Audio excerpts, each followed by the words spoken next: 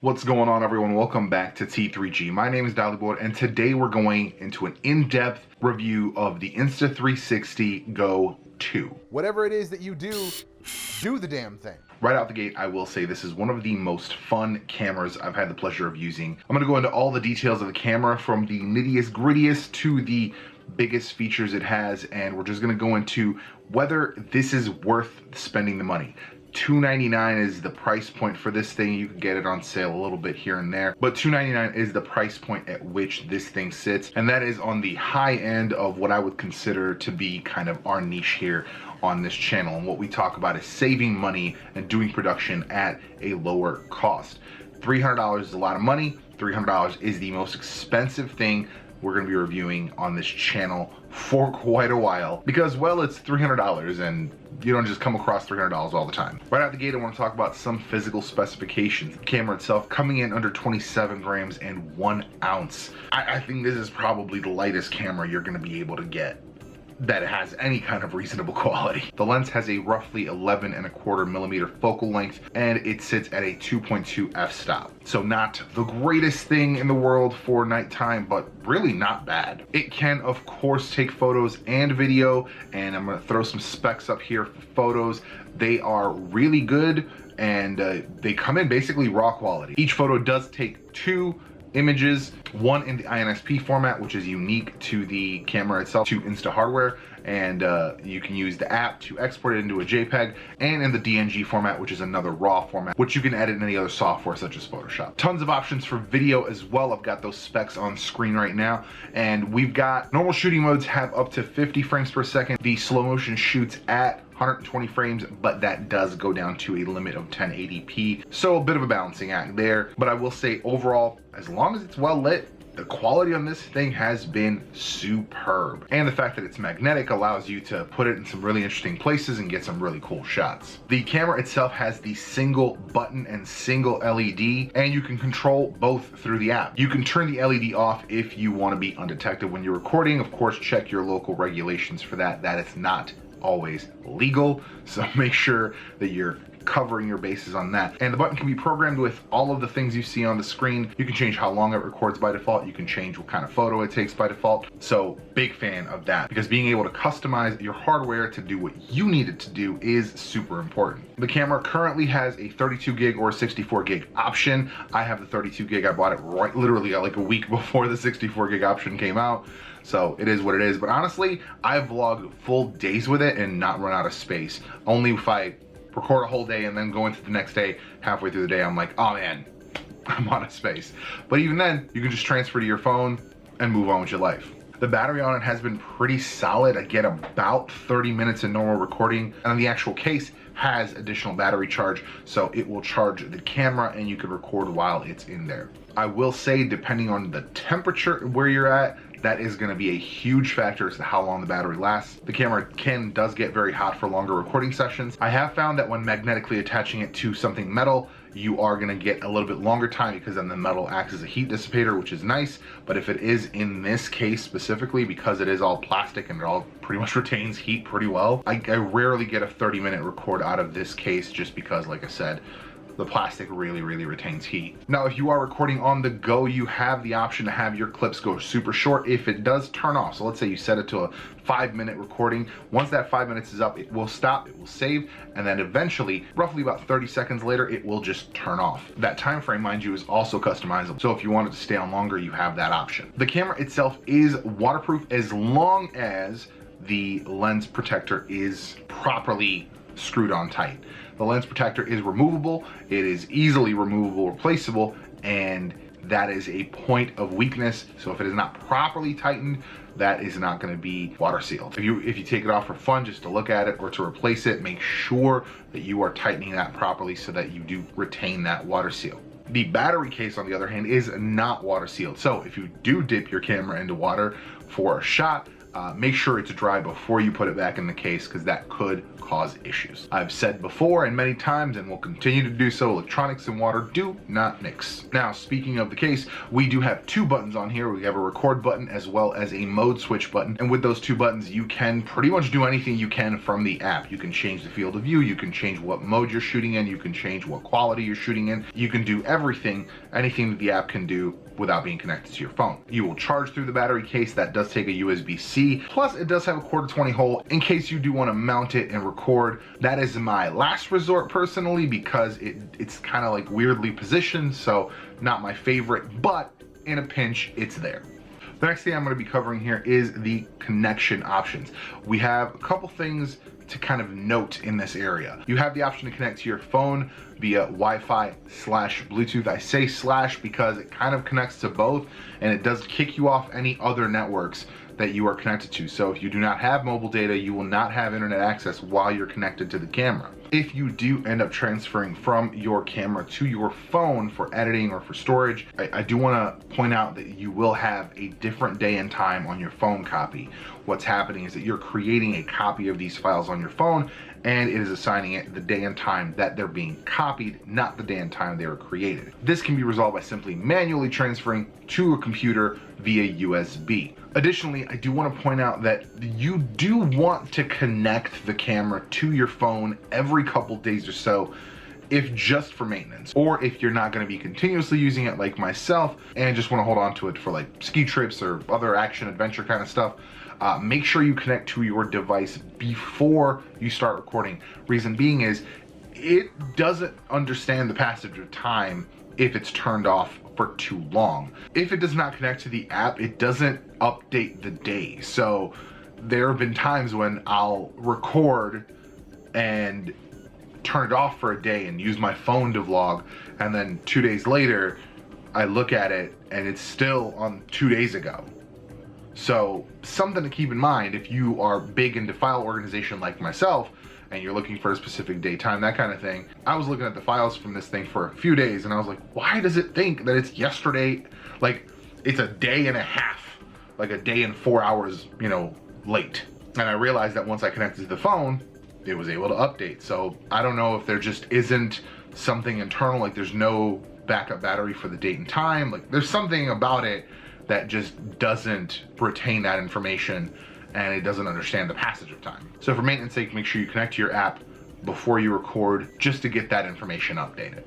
Now, once you have your files transferred, editing, pretty much straightforward. You're gonna have normal files that you're gonna edit with any editing software. I've used Adobe Premiere, I've used DaVinci Resolve, no problems. The one little caveat to that is that there is a seemingly unique to Resolve quirk that I'm still not sure how it happens, but even if the file is fine and there's no issue with the file and you can play the file and you can hear both sides of the audio, for some reason, sometimes in Resolve, it just goes mono. It just decides that it's going to be mono and it chooses a side, typically left. I can't answer why. I haven't found any kind of reference to it. It hasn't happened to me in Premiere. I don't know what the issue is, but you can always adjust the clip attribute in Resolve and get the stereo option and then just use the same track for both.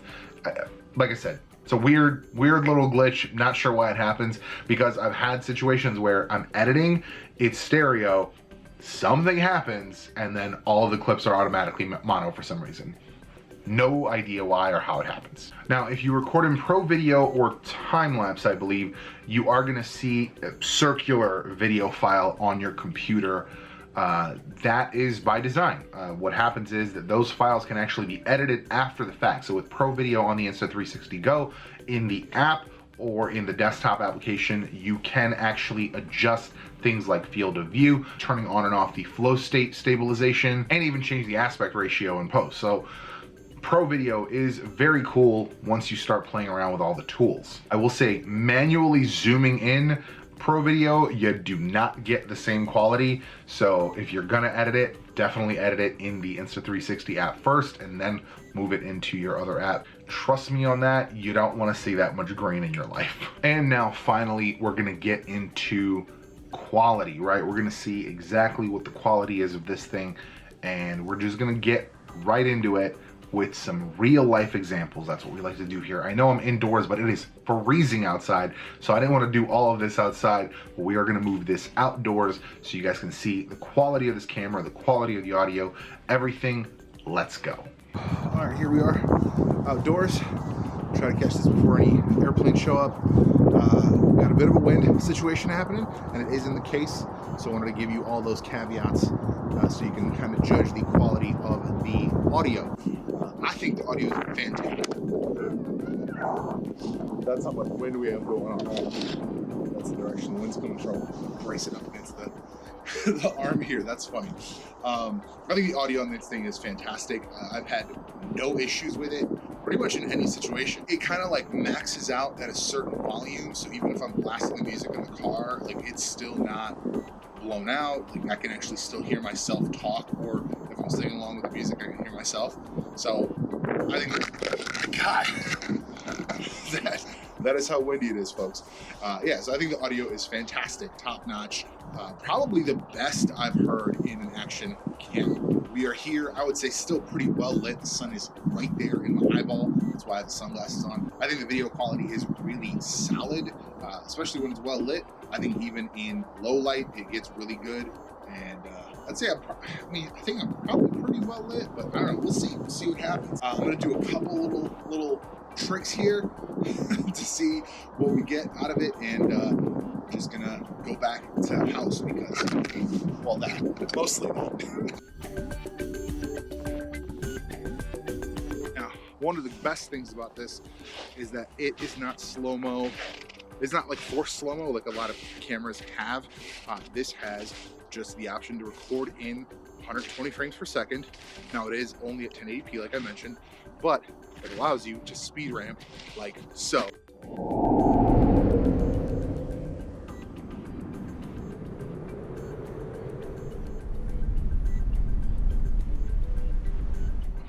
See, I didn't have to switch modes. I'm still in 120. I love that. Now this here is in Pro Video, and we're gonna record some driving footage in Pro Video. That way I can show the options we have as far as editing after the fact. I'm gonna be using the Insta360 stick-on mount, and we'll be talking about accessories in an entirely different video. Got a ton of really cool accessories I want to talk about, but I want to show you guys what Pro Video does and what options you have after the fact. Now, we're not going to be recording a ton of this footage. Obviously, driving footage is not that exciting for most people, but I want to talk about the fact that we have options after the fact, right? So right now you're looking at the full view, but I can also switch it up and go vertical. I can go ahead and switch up the field of view. If we go super narrow here, as opposed to the wide that we started with, all these options exist when you record in Pro mode, and you can also enable flow stabilization and have it not be enabled. I just want you to understand that you have options when you're recording with this camera, and of course that's one of the biggest key elements of the things we do here on this channel is we look for options. Now we're going to go ahead and switch over to TimeShift.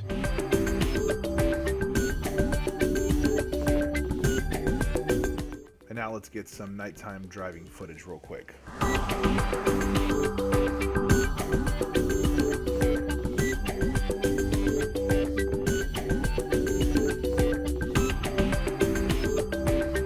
So I will admit that the outdoor audio with the high wind was not the greatest experience. But indoors, as you can tell with the car footage and actually right here, the sound is really solid. That's how I primarily use it. I primarily use it for vlogging.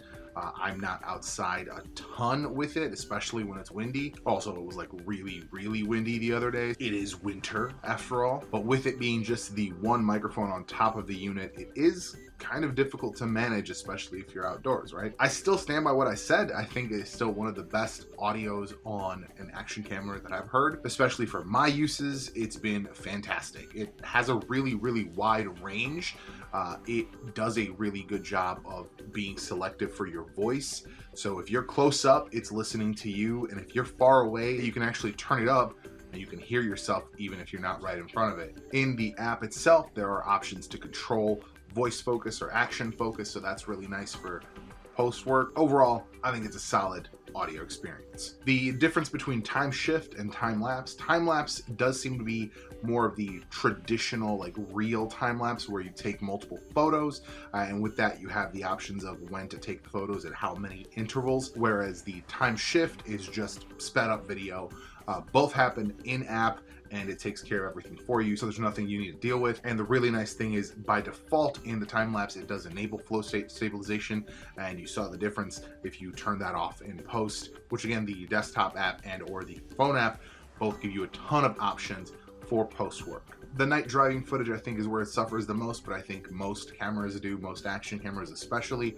There just isn't that great of an experience at night unless you're using like a 4K full frame 10-bit camera where it's just going to get a ton of data. With most cameras, and especially action cameras, you will see a decline in quality, especially in nighttime driving or walking or whatever, super low light. Overall, I think the $300 price point, and even now, especially with, I think it's still on sale, the link below will take you to the listing on Amazon. Of course, if you use that to purchase it or anything else, I appreciate you very much. That helps out the channel. I think it is absolutely worth the price. For its versatility and general quality, I think this is a great deal. This is something where for the $50 additional, I would not have gone, and in fact didn't go, with the GoPro Hero 10. This is much smaller. It already has built-in magnetics, so I can attach it to myself with the pendant, attach it to any magnetic surface. Like, that is a huge benefit. I think that feature alone makes this an underrated camera and makes it a great solution for a ton of different scenarios. Like, if you want to set something up or you want to get like a hidden camera angle or something, this is the perfect device to do that, because you don't have to set up a big camera, you don't have to try to hide it in a spot. Like, this is so small that you could put it just about anywhere and it'll go unnoticed. And I think that's huge. Now, the final thing we're gonna do here is we're gonna do the same thing that we do with every action camera. We're gonna test the water resistance. So you'll see an on-screen indicator if it still works after the fact. But ultimately, that is gonna be it for this one. Thank you for watching, and we'll see you in the next one.